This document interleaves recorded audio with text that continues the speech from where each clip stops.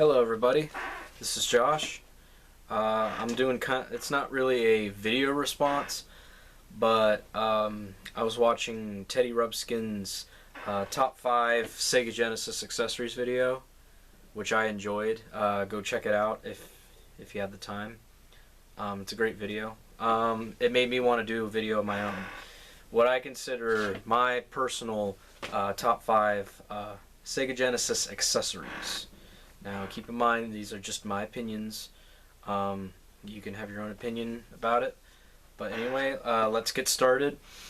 I'm going to start off my number 1 with one that is an accessory that's not really hard to find. Well, you don't see them very often anymore, and they were a mail-in order. I think they're amazing, and I'm glad to have them. And that is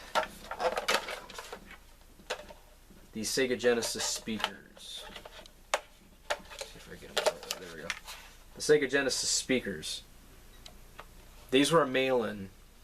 You can mail these in and get them. They're basically simple speakers, but they got like DXBB on the front, and in the back they have a treble boost.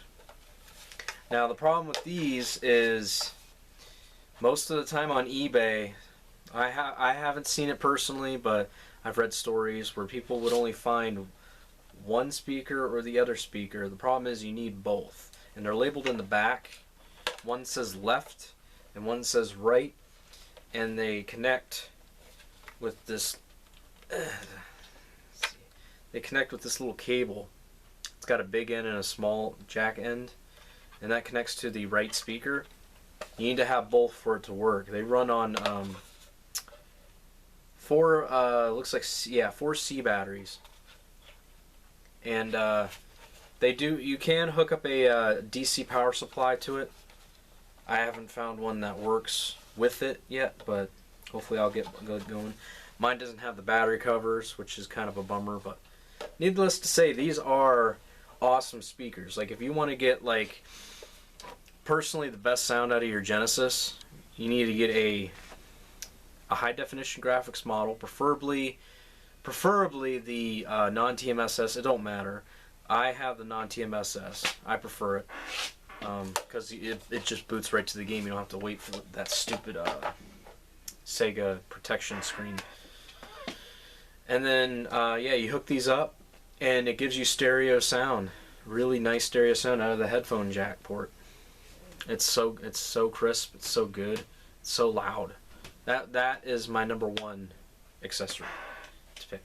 Now, number 2, my number 2 is this little combo: the wireless 6-button controller with the receiver.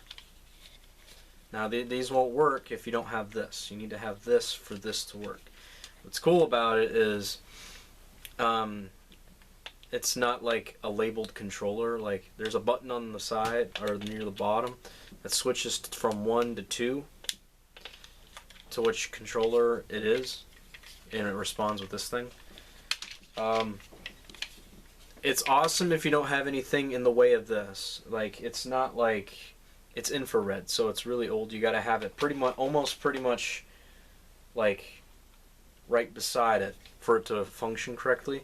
But the way I have mine set up is it's right by it. It doesn't really make a big difference. So I don't really have a problem with these.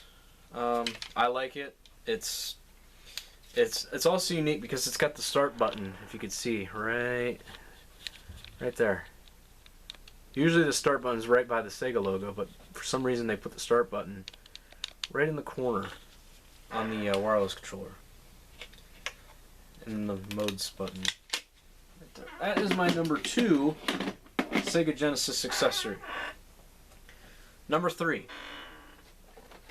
Now this one goes back with me because I actually had the service for this. And let me tell you something. Back then, when you came home from school, remember, I was really young when this came out. I was probably 5 or 6 years old.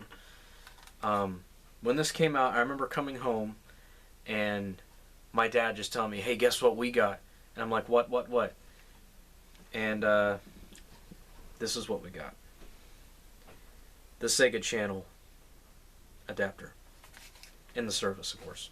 $15 a month. Unlimited games. I think you get, was it 24 new games every month. Coolest thing ever.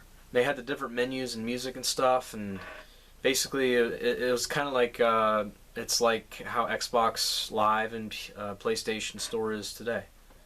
Except you didn't buy the games, you just kind of just downloaded them technically to the ROM that's in here, and then you would play it on your system via cable. I think it was TLC at the time, Time Warner or something like that. It was old, but they no longer exist. But yeah, the Sega Channel definitely was definitely the even though it only lasted a few years. I mean, that was one of the reasons why this system is so awesome, hands down. Okay, number 4. I just got this not that long ago, probably almost, I want to say almost maybe a year and a half ago, and that is the Sega Genesis Power Base Converter. Now, what this does is, take it out of the box and show you. This is what it looks like, and what's cool about it is basically the Sega Genesis was backwards compatible. It was backwards compatible with the Master System. The Sega Master System was Sega's first home console. It competed with the NES, didn't do very well. So they released the Sega Genesis 16-bit, and the rest is history. But they made it backwards compatible so you could play all your Master System games, I think minus one game. And I actually have the manual. With it, and it tells you right up front when you read the manual, the first, like, I think it's like the second page.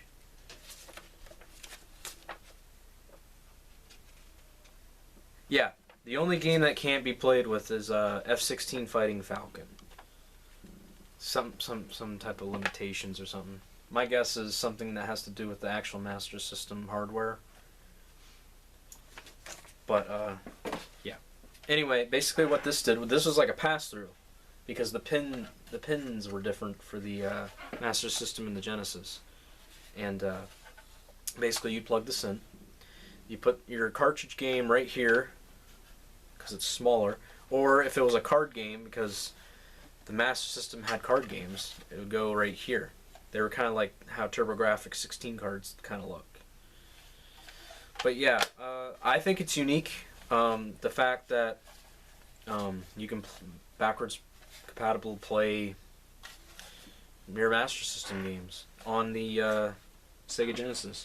I mean, backwards compatibility goes far back as the ColecoVision.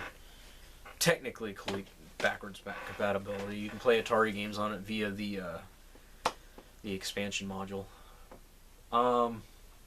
Okay. And then my last accessory that I enjoy, I don't use it far as much anymore. It's mostly, in my opinion, these are good for like fighting and shooting games, but even a basic 16-button controller is good for me. But that is the 6-button arcade stick. Basically, it was like a giant arcade stick. You got your joystick, your big 6 buttons right here. You can adjust the speed. I think either the speed or the sensitivity of each button, and then you got like a Mega Fire setting and a mode. You can select it to be 3-button or 6-button, which was kind of unique.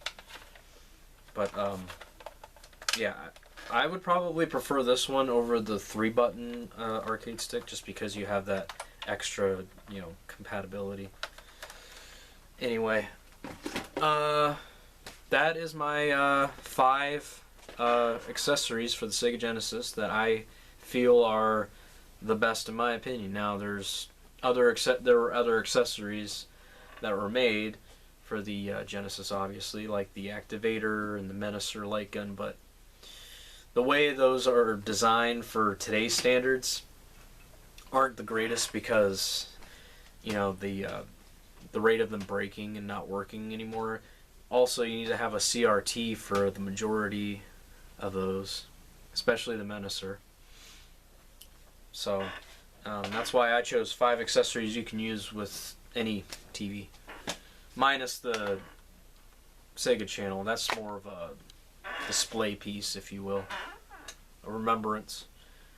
Anyway, this is Josh saying subscribe. Thanks for watching the video. Give it a thumbs up, and thank you very much.